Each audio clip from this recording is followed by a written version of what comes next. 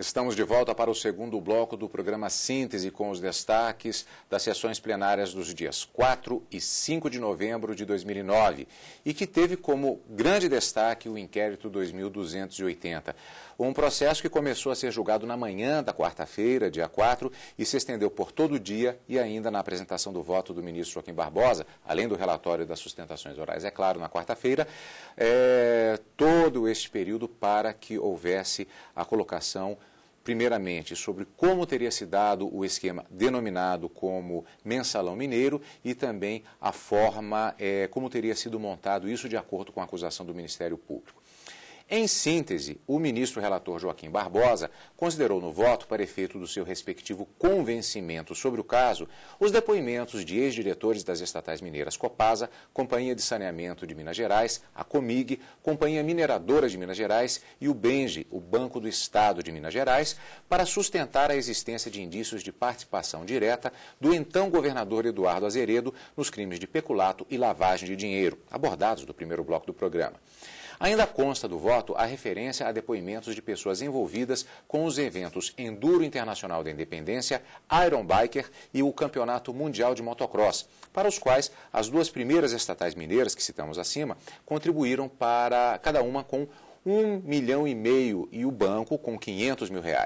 Segundo o ministro, os depoimentos informam que esta quantia seria superior à demanda de R$600 mil necessários para financiamento dos eventos.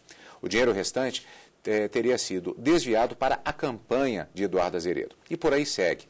Bem, Lídia, aí há diversos pontos que são utilizados, inclusive referentes a documentos, ou seja, toda a gama de elementos que incluem o processo de formação do inquérito para encaminhamento pelo Ministério Público para o voto do relator e, posteriormente, votação dos demais ministros. Isso. Vamos conversar a respeito desses detalhes ao longo deste segundo e terceiro bloco, pois haverá justamente diversas questões que serão levantadas. Vamos agora direto ao trecho final do voto do ministro Joaquim Barbosa, quando ele apresenta a conclusão sobre a acusação específica em relação ao crime de peculato. Repare que no fim do voto, o ministro cita o conceito do crime a partir da definição da doutrina jurídica, citando a definição de juristas sobre o tema. Lembrando, estamos falando aqui neste ponto do voto do ministro Joaquim Barbosa, especificamente sobre o crime de peculato. Vamos rever. Completa Júlio Fabrini Mirabete, seguinte, no conceito de posse, inclui-se não só a detenção material, como o poder de disposição dos bens, que é justamente a situação dos autos. O elemento objetivo é o dolo constituído, de acordo com Bittencourt, pela vontade de transformar a posse em domínio, sendo indispensável, aspas, a presença do elemento subjetivo especial do tipo, representado pelo especial fim de agir em proveito próprio ou alheio. Conforme destacado por Guilherme Nucci, o elemento subjetivo especial do tipo consiste na vontade de se apossar definitivamente do bem em benefício próprio ou de terceiro. Mirabete sublinha que não são necessários à caracterização do crime de peculato a tomada ou prestação de contas ou o prévio reconhecimento do ilícito pelo Tribunal de Contas. De outro lado, nem a aprovação de contas pelo Tribunal Administrativo, nem o fato de ser inocentado o agente no processo administrativo excluem a possibilidade de reconhecimento do crime. Neste sentido, também há a jurisprudência deste tribunal, no sentido de que a aprovação de contas não exclui o crime de peculato. Note-se, por outro lado, que nos termos do artigo 21 da Lei 9.504, o candidato é o único responsável pela veracidade das informações financeiras e contábeis de sua campanha, razão pela qual a sua atuação no aspecto financeiro da campanha não deve ser subestimada nesta fase do procedimento criminal.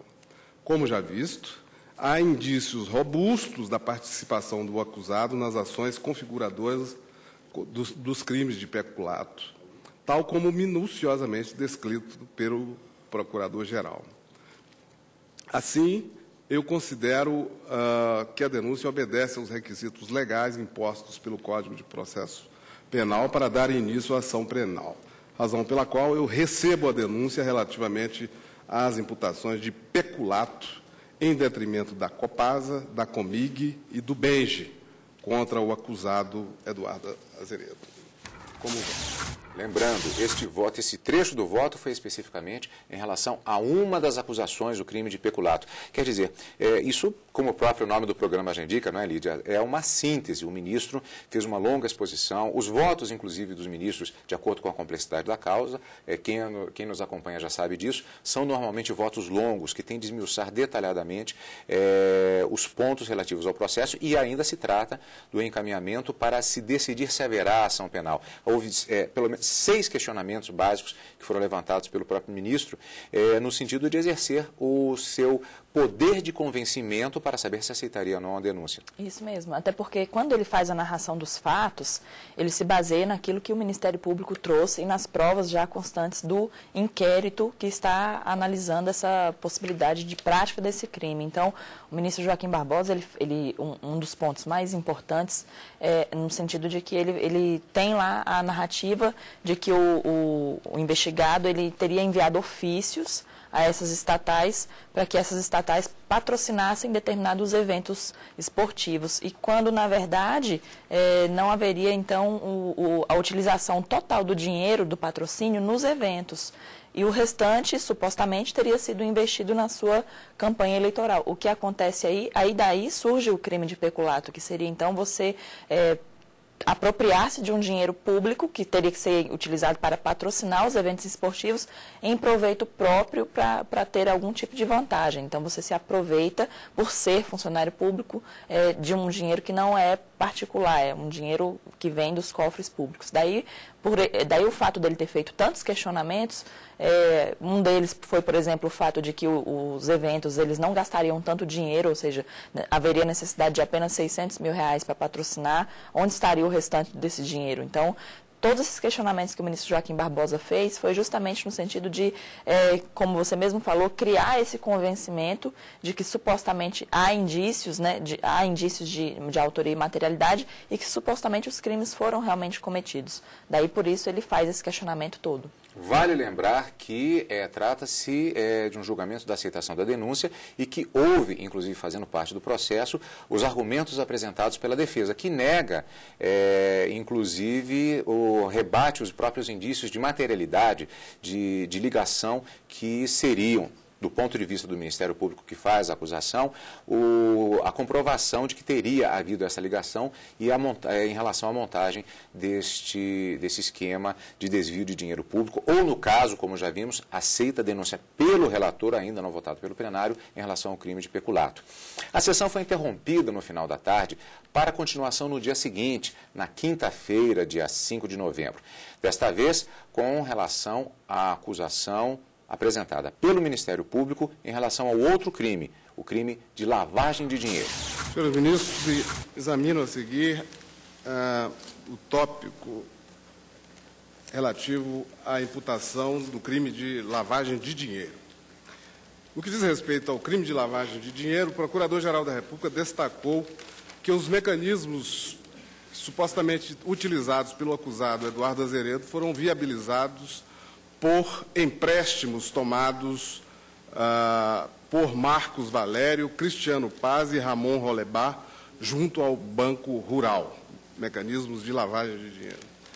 Com tais recursos, Marcos Valério e os seus sócios teriam efetuado o pagamento dos colaboradores e prestadores de serviços à campanha de Eduardo Azeredo à reeleição, através de valores em espécie, transferências bancárias ou depósitos na conta corrente dos beneficiários. Também teria utilizado os recursos públicos desviados das estatais para liquidar parcialmente os contratos de mútuo celebrados por suas empresas.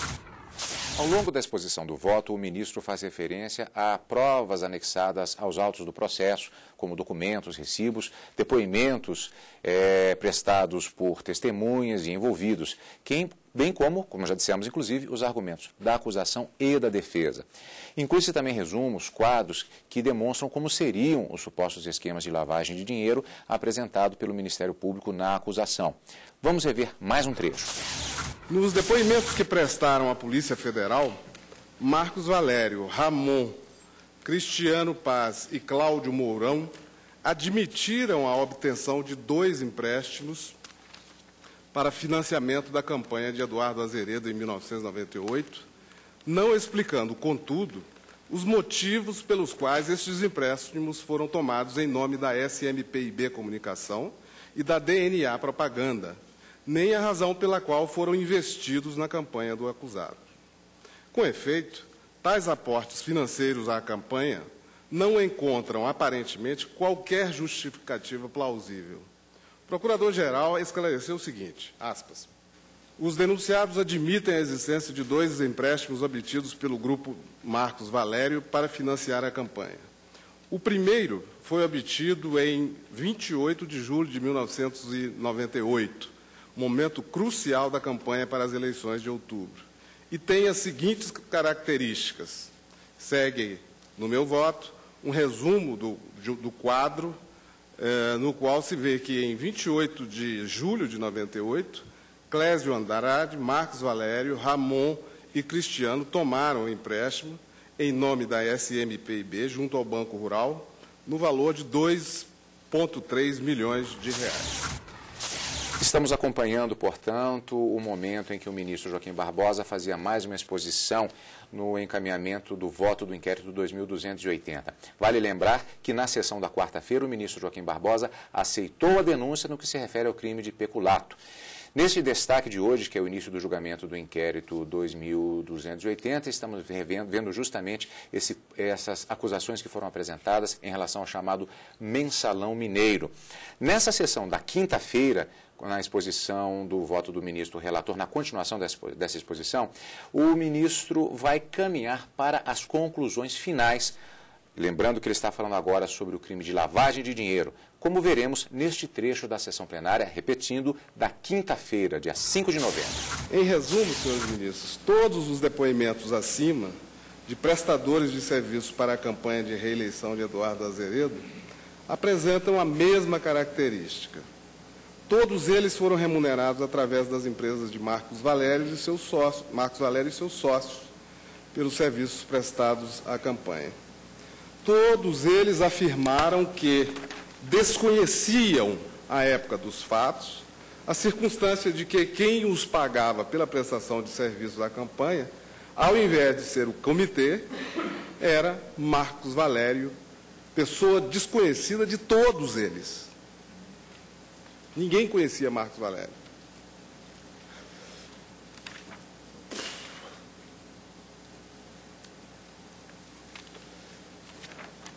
Estou passando adiante. Página 87. Não é ocioso repetir. Marcos Valério e suas empresas não tinham qualquer relação contratual formal com a campanha do acusado, que contratou os serviços de comunicação e publicidade da empresa do senhor Duda Mendonça.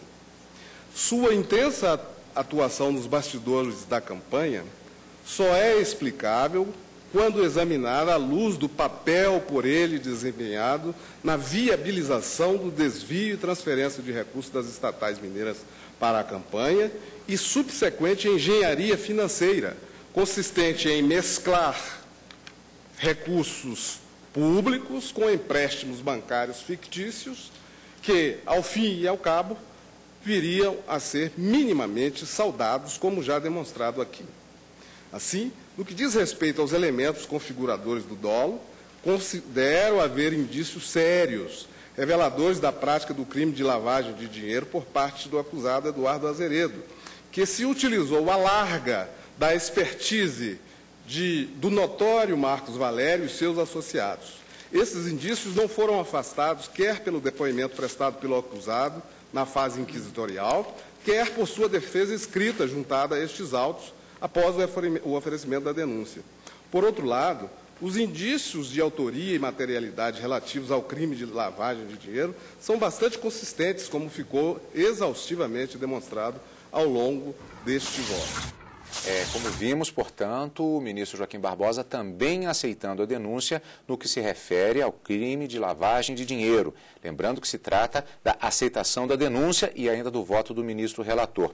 E aí uma observação, né, Lídia, como vimos, em determinado momento o ministro parou, passou algumas páginas. Isso é um procedimento normal, inclusive, os votos normalmente são longos, são distribuídos aos ministros para que eles não apenas acompanhem, mas também façam uma leitura pormenorizada a respeito dos detalhes do voto, para que se manifestem posteriormente. Até mesmo porque ele coloca também muitas citações Exatamente. que existiam na denúncia, não há necessidade de que ele leia tudo aquilo que realmente ele colocou por escrito, né, que vai fazer parte dos autos. Então, para adiantar um pouco, ele pode fazer isso, sim. É interessante, inclusive, quando você pega o próprio voto, que às vezes, inclusive, ele é disponibilizado, muitas vezes, a íntegra desses votos no próprio site do Supremo Tribunal Federal, em que há determinados pontos em que há uma citação longa sobre uma determinada jurisprudência, por exemplo, uma decisão tomada pelo Supremo, às vezes até casos de julgamentos que tenham acontecido até em outros países, precedentes, em que há uma citação longa e que não é necessariamente repetida na leitura do voto no plenário. E ele pula exatamente aquele ponto. Mas aquilo é colocado, faz parte dos autos do processo e que serve justamente como elemento de base para o livre convencimento do juiz. Vale lembrar também que, como estamos acompanhando todo o voto do ministro Joaquim Barbosa e já há um encaminhamento do entendimento dele naquele voto, então vale lembrar que há os argumentos contrários ao entendimento dele, que, como vimos, para onde está se encaminhando o entendimento do ministro e relator, há os argumentos da defesa no sentido contrário. Isso, que foram até apresentados na sustentação oral. Exatamente. O advogado que trouxe todos os seus argumentos a respeito do não cometimento do crime, justamente porque na defesa ele quer o contrário daquilo que o relator vota, né? Ou seja, se o relator votou no sentido de receber a denúncia por peculato, até agora que nós vimos isso, então o advogado do acusado seria então aquele que traria os argumentos contrários a esses argumentos trazidos pelo Ministério Público, que é a parte contrária no processo, ou seja, a quem acusa, no caso. Agora, na verdade, o voto não acabou ainda, mas já está claro para onde caminha a conclusão do voto do ministro relator Joaquim Barbosa no inquérito 2280, o chamado Mensalão Mineiro. Nós vamos para o intervalo e, na sequência, vamos exatamente para este ponto, que encerra o voto propriamente dito, mas ainda não o processo do chamado Mensalão Mineiro, o inquérito 2280. E é o que nós vamos ver logo depois do intervalo.